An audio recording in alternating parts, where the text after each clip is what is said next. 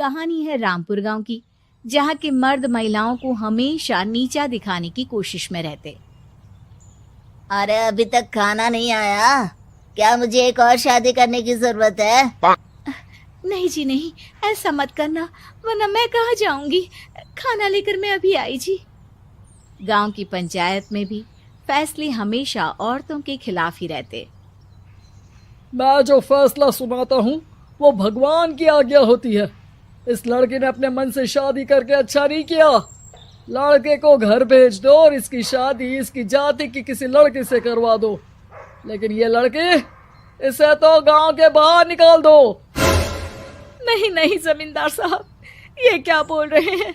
ऐसा नहीं हो सकता। मेरी बेटी मासूम है, इसे अच्छे बुरे की समझ नहीं है। अरे कहाँ जाएगी ये बेचारी? कहाँ जाएगी? इतनी चिंता है तो पूरे परिवार का गांव निकाला कर देते हैं।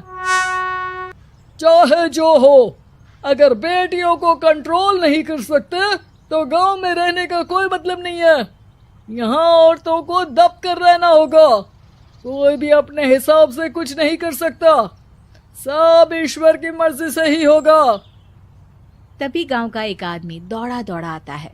सरपंच साहब, जमींदार साहब, वो कालिया है ना, उसकी बेटी पढ़ने के लिए शहर जा रही है। अच्छा, ये कब हो गया? और कालिया की हिम्मत कैसे हो गई ऐसा करने की? लेकर आओ उसे और उसकी बेटी को। बस फिर क्या था, हाजिर हो जाते हैं कालिया और उसकी बेटी सरपंच के सामने। अरे कालिया, ये क्या सुनने में आ रहा है? बेटी को इंजीनियर बना रहा है तू?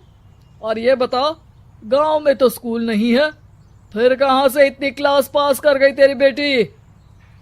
राधा, जो कि कालिया की बेटी है, उसे लगता है कि सरपंच उसकी तारीफ कर रहे हैं। सरपंच जी, मैंने ऑनलाइन पढ़ाई की है, डिस्टेंस लर्निंग से। सभी में मैंने अच्छे नंबर पाए हैं, जिसे देखते हुए शहर की इंजीनियरिंग कॉलेज में मुझे स्कॉलरशिप मिली है। वाह जी वाह, क्या होती है ये? पहले तो ये बताओ, फिर आगे की बात करते हैं। पूरा गांव राधा की बात सुन रहा था और राधा बोलती जा रही थी।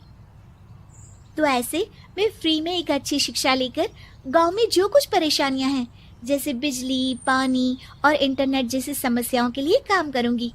मैं गांव को शहर से जोड़ने के लिए पुल का निर्माण करवाने का प्रस्ताव रखूंगी।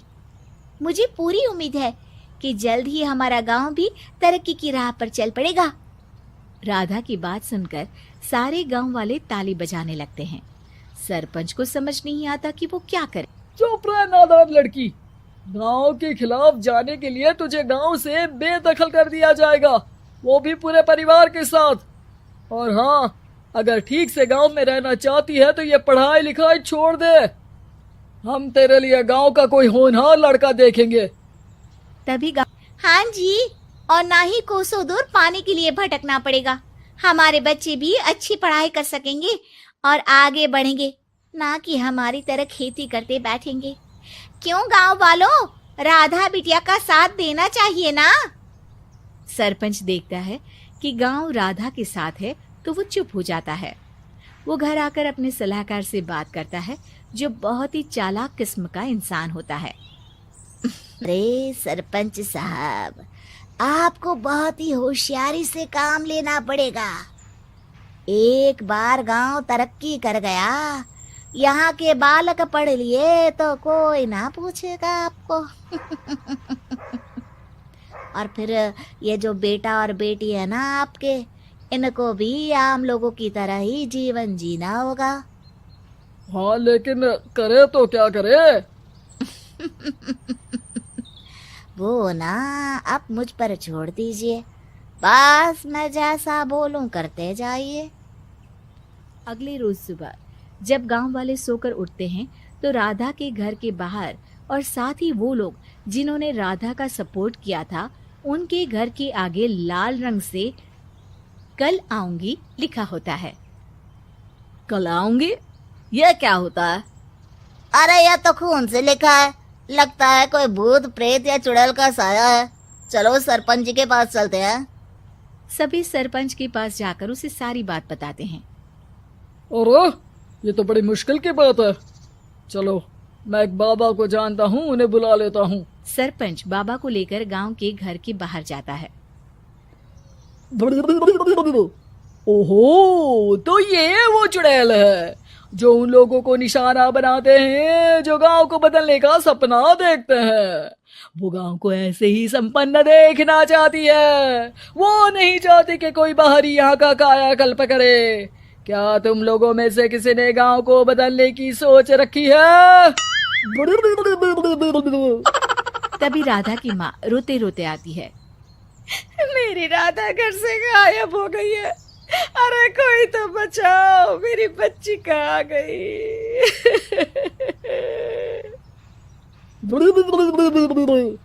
ले गई वो चुड़ैल, तेरी बच्ची को ले गई। अब वो उसे श्रापित करके छोड़ेगी, उस पर चुड़ैल का साया हो जाएगा। तभी बुरी सी हालत में राधा भी वहां आ जाती है। उसके बाल चुड़ैल की तरह फैले होते हैं और कपड़ों में खून लगा होता है। सभी राधा को देखकर डर जाते हैं। माँ, पता नहीं मुझे कौन उठा कर ले गया था। अरे दूर दूर हो जा चुड़ैल, अब हम लोग इस गांव में नहीं रुकेंगे। अरे कैसी बातें कर रहे हैं आप? कल तो आप मेरे भरोसे गांव का हुलिया बदलने, अपने बच्चों को पढ़ाने और तरक्की उन्नति की बात कर रहे थे, तो आज क्या हो गया आपको? ये फिर तुम लोगों को बहकाएगी। ये चुड़ैल गांव में आ चुकी है, ऐसे ही ये तुम्हारे घर के बच्चों को भी ले जाएगी। गांव वाले राधा को गांव से बाहर निकाल देते हैं। उसके माँ बाप रोते रहते हैं, लेकिन गांव वाले नहीं मानते। मैं भी अपनी बहन के साथ गांव के बाहर रहूंगा, लेकिन वो पढ़ाई नहीं छोड़ेगी। देखा, सांप भी मर गया और लाठी भी नहीं टूटी। लेकिन अगले ही दिन सरपंच के घर के बाहर भी वही शब्द लिखे होते हैं। और फिर सरपंच की बीवी कहती है, हमारी बेटी को किसी ने अगवा कर लिया है। तभी राधा का भाई वहां आ जाता है। अरे गांव वालों, मैंने सरपंच जी की बेटी को देखा था। वो चुड़ैल उसे उठाकर ले जा रही थी। अरे क्या मजाक कर रहे हो? नहीं नहीं सरपंच जी, आप नहीं जानते। वो चुड़ैल अब आपकी बेटी में आ जाएगी, जैसे राधा के अंदर आ गई थी। तभी सरपंच की बेटी वैसी ही हालत में वहां आती है जैसे राधा आई थी। पापा, पता नहीं कैसे मैं गायब हो गई थी। चुड़ैल, इसके अंदर भी चुड़ैल का साया है, मारो इसे। अरे नहीं नहीं, इसे भी राधा के पास गांव के बाहर ही भेज दो। अरे चुप रहो, मेरी बेटी कहीं नहीं जाएगी और चुड़ैल बुड़ैल कुछ नहीं होता है। अरे कैसे बात कर रहे हो सरपंच जी? आप तो बोल रहे थे कि आपका फैसला भगवान का ज्ञान होता है, तो अपने पर बात आई तो अब आप ऐसे बोल रहे हैं। अरे ना ना ना, आपको अपनी बेटी को त्यागना ही होगा। अरे बुलाओ बाबा को। राधा का भाई बाबा को ले आता है, जिसे अब गांव वालों के डर के कारण सच बोलना पड़ता है। मैं कोई बाबा नहीं हूँ, मैं तो मोची था। ये सलाहकार महोदय ने मुझे कहा था एक्टिंग करने को। अब वो मुझे पैसे देने वाले हैं। अब मुझे माफ कर दो। गलती हो गई, मुझे माफ कर दो। तभी वहां राधा आ जाती है। देखा सरपंच जी, जब गांव के बच्चे साक्षर होंगे तो आप जैसे लोगों की चालाकी नहीं चलेगी।